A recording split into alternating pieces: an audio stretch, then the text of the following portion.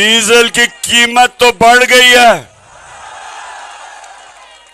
لیکن فضل الرحمان کی قیمت نیچے آ گئی ہے۔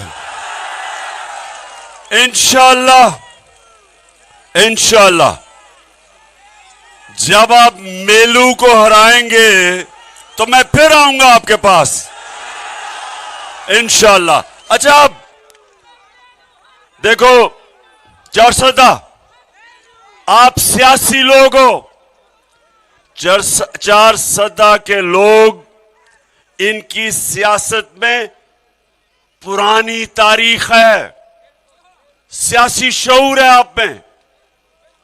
یہ جو مقابلہ ہے یہ عام الیکشن نہیں ہے، یہ پاکستان کا فیصلہ ہونے جا رہا ہے۔ ایک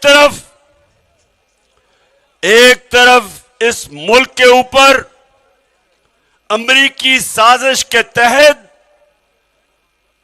ملک کے بڑے بڑے مجرموں کو مسلط کیا گیا ہے، جنہوں نے ملک میں لوگوں کو مہنگائی کی دلدل میں پھنسا دیا ہے، اور دوسری طرف ایک ہم حقیقی آزادی کی جنگ لڑ رہے ہیں اپنے ملک کے لیے۔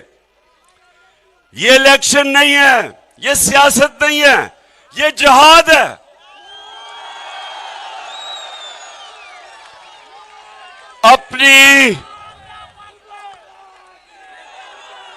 بس اپنی